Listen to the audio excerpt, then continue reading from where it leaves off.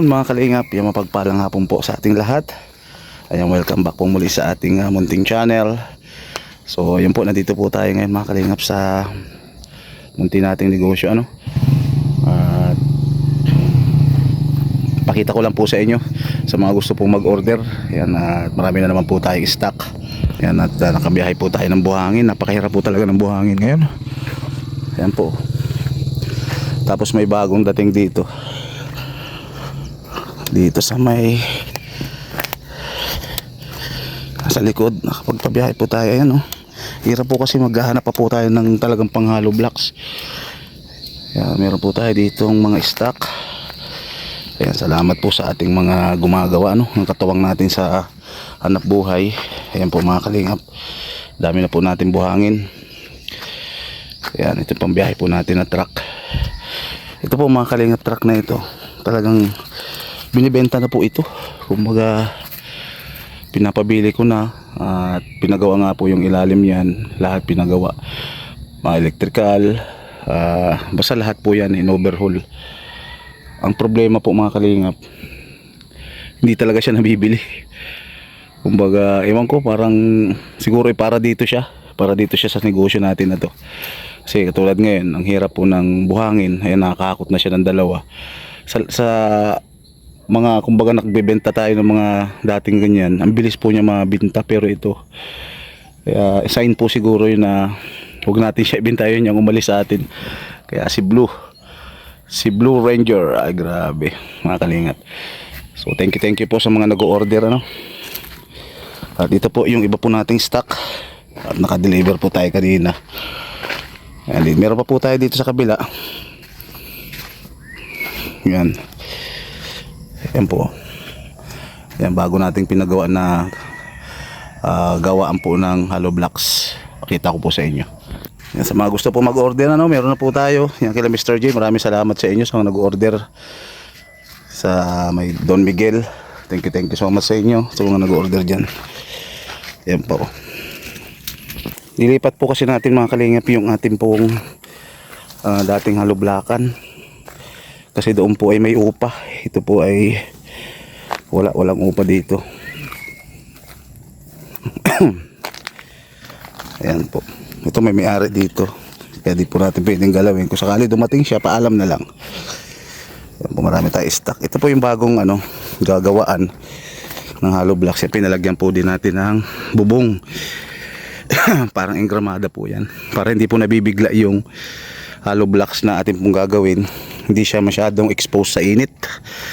Medyo mahal din magpagawa nito dahil upa tayo sa tao, bibili tayo ng kawayan. Kaya talagang talaga, puro labas ngayon yung pera. Pero thanks God dahil binigyan po tayo ng ganitong maliit na negosyo. At sa mga tumatangkilik po, maraming salamat po sa inyo. At ito po ang makagandahan dito mga kalinga, papakita ko po sa inyo. Yan, meron po tayong tambayan dito. Kasi sayang po yung puno. Ayan, pinagawan po natin ng ganyan. Tapos bububungan po siya para just in case na medyo umuulan-ulan Ayan, may masisilungan po yung ating mga gumagawa ng hollow blocks. Tapos dito po natin ilalagay yung semento na lang sa gitna. Bububungan po yan. Ay, nasa na ba yung bubong dito? Parang nawala na. Ayan, bububungan po yan. Yan yung isa natin pambubong. So sa mga sa mga kasama ko sa Kalingap, yan kila Kuweba na nag-order po sa atin, kay Ate Edna at kila Mr. J dyan sa kanilang lugar dyan sa Don Miguel. Salamat po sa inyo sa mga nag-order, dahil po sa inyo nagpapatuloy tayo dahil sa hindi nga pa po tayo sumasahod sa ating channel. So ito po yung sumasalo sa ating mga pang-araw-araw na pagkain, baon ng mga bata. At yun nga, salamat talaga. So ayan po, di pa po ito actually nalalatagan ng hollow blocks. Kumbaga ngayon pa lang araw na ito nalinisan. So siguro mga 2 days pa bago po ito magawa na po ng hollow blocks. Kasi yung pinagawa ko na hulmahan hindi pa natapos. Kaya makikita nyo po ito mga kalingap. So salamat po sa mga nag-order ng mga ating pong mga hollow blocks at buhangin. At ito nga po pala mga kalingap, pupuntahan ko po sila Mrs. Paas at dadalang ko po ng pang-ulam nila ngayong hapon. Share tayo ng pang-ulam sa kanila. At ang namimiss daw niyang ulam ay sabaw, so alam ko paborito niyang bangus. So tara po, dadalang ko sila ng ulam nila ngayong gabi. Bangus. Sa'yo mo, kura na ba yan ano? Ay, mura lang po sa kuya. Laki ng bangus oh. Isa ro na lang. Bili po tayo ng gulay para po dito sa sinigang nila Brad, Mrs. Paas. Sabi niya po, sinigang daw po yung gusto niya doon sa bangus. Ito na oh, kompleto na to. May okra, may talong, tapos may kangkong, sili. So, bumili rin ako ng pansigang, yung original. Ayan. So tara po, dadalhin ko na po ito kay Mrs. Paas. Kararating lamang po nila ang Mrs. Paas. Nagpahatid sa habal-habal. Siguro po kasi po magpapakemo yan na yung pong araw na to. Kasama si Pinyel. So tara po mga kalingap. Tama-tama, kawalan dalang ulam.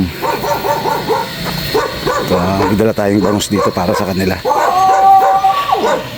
Ito sila. Mga kalingap, andito po tayo kila Mrs. Paas. At kararating lamang po nila dahil tawag ito? Hospital. Oo. Provincial. Tapos yung May dala pa akong yung ulam, yung paborito nyo. Ayan oh. Bali bangus yan, sabi mo sigang di ba? Tapos may gulay-gulay. Ayan. Dapat kahapon pa ito. Nabisi ako. Ang daming order kasi kahapon. Nabisi ako. Nabisi ako agol yan. Oh, ayan. Meron po tayong ulam.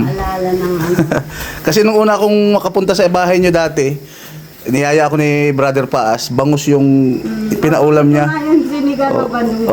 Pinaulam niya sa akin. May sakit siya, gusto niya lagi sinabaw na bangus kaya sinigang na yan. Kaya naalala ko rin niya, sabi ko, bangus talaga. Di ba nagsalo-salo tayo nung dati doon sa kabilang bahay niya, no? Bait ni Brother Paas, grabe. Kaya pag nalala kami ng hangout, ulit ka na lang, yung paborito mo. Kung mag-aalalahanin lang natin konti yung mga paborito ni Pading Paas. Padi yung dawagan namin ni Padi ay. Yan, okay naman yan. Medyo, sabi mo nga, kangkong, di ba? May kangkong yan, tapos may panigang. Okay lang ba sa'yo maasim? Oo, hindi lang gaano. Hindi lang gaano. Sa bagay, maliit lang naman po yung binili na yan. Para... Ay, meron ka pa dito ano? Ano po yan? Sa dugo yan? Pinagtakodan yan. Sa dugo yan? Sa yung karayom, dinadan kasi yung sa dextrose tapos yung gamot. Opo. Dito nga nag-itim kasi dito inuuna. Kasi lagi nandito, naputok ang ugat. Ay, grabe. Hindi maka... Mahirap hanapan ng hindi makasuksok maigi.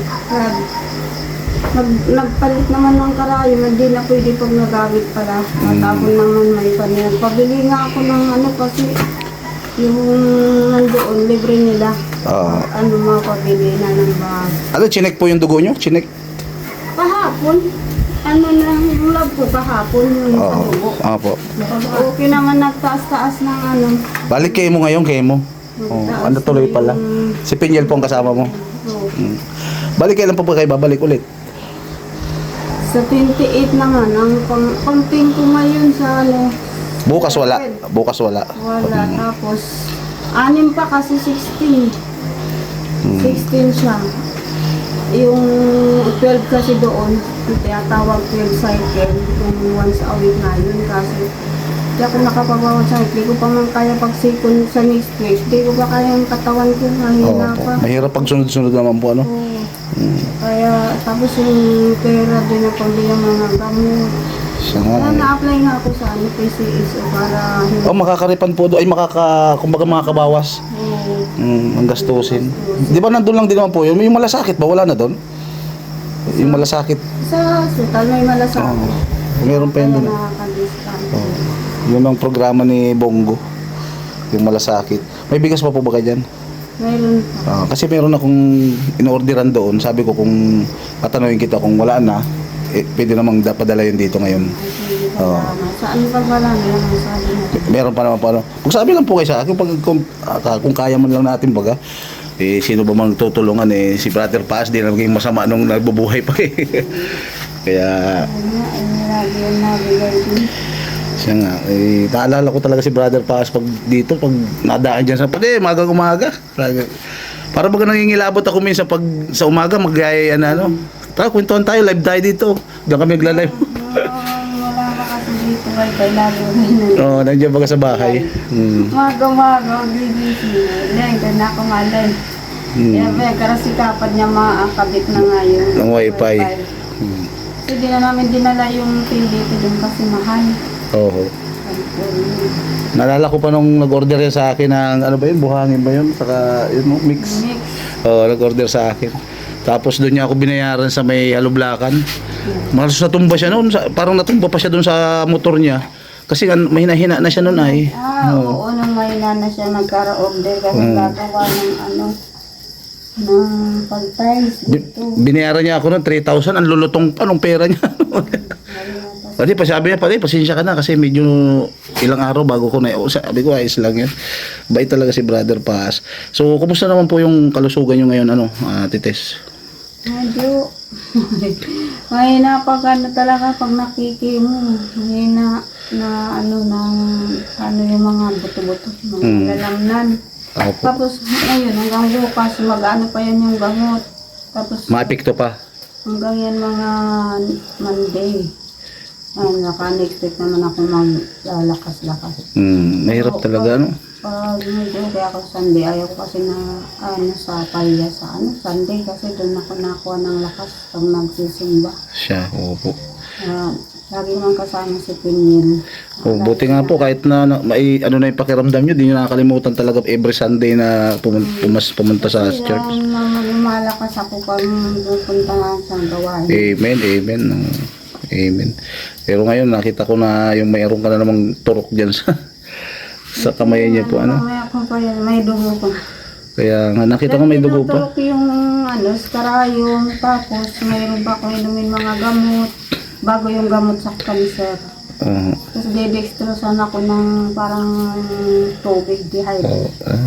Pag mga 20 minutes to 30 na yun ay papasok yung gamot sa cancer. Ano po ba yung yung status ng kalusugan niyo po ngayon? Cancer na po ba yan? Cancer na. Ay, cancer na yan talaga? Anong stage po siya? Wala pa naman. 2023, inano na to ng stage 3, so yung natanggal nitong bukol, stage 3 na. Dapat nga, noon pa ko na inaano ng doktor ko sa Kabusa, mag-chemo na to, opera. Nagkarainom naman ako ng mga herbal, tapos mga gamot-gamot, baga na.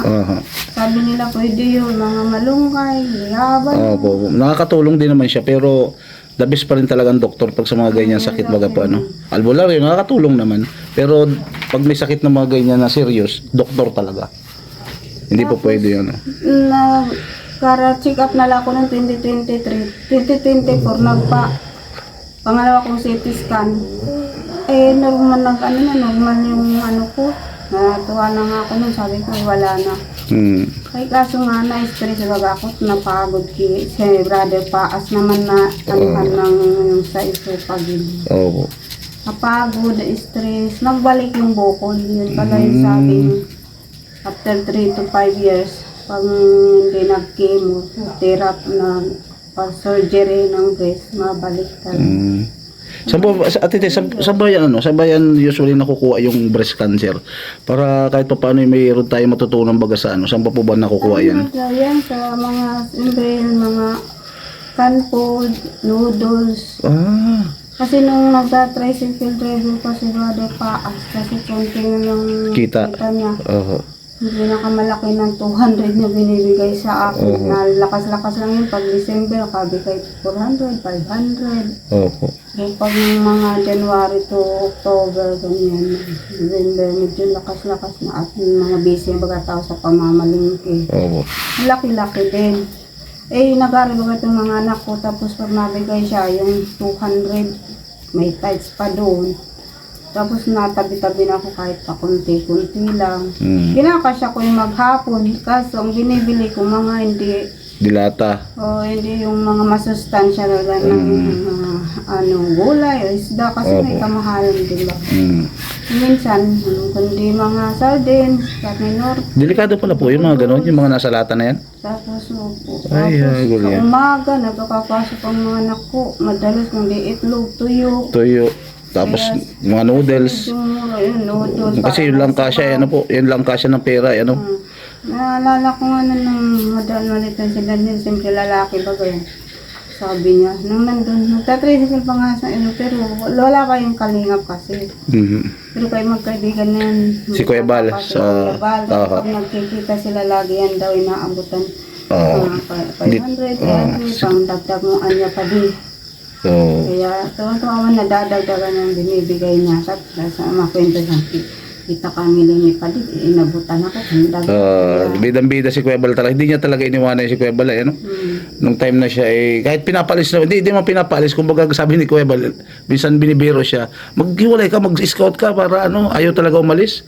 Oo, gusto niya laging kasama siya nasa tabi lang siya ni Kuya Bal. Masama nga yun nung nawala, inalis din baga sila kasi Kuya Agul. Oh, yun si Nang hina yung channel niya. oh, Pero inalis na sila tapos nakabaga yung Nag-i-scout na siya. na dapat ibalik at wala may ibang hanap buhay. si Gilbert. Man siya, Gilbert pa ba yan? si Engineer Agul. Si General Gol. Oh. Scout man siya mahina. Wala naman talagang ano sa scouting Hindi eh. naman pinabalik ulit. Oo. Tuwa nga siya nung pinabalik ay. Kaso, medyo mahina na siya, no? May nararamdaman na, lagi masakit ang tiyan. Pero doon po sa ano yung ano, Ate Tess, di ba sabi niyo po stage 3. Ano po ba yung pinaka-delikadong stage pagdating sa cancer? Stage 4. Stage 4.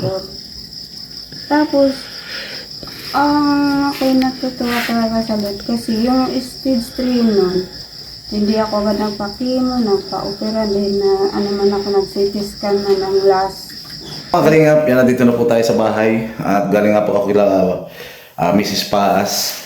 So medyo may sounds po kaya, may nagbibideo okay kaya naputol po yung ano no.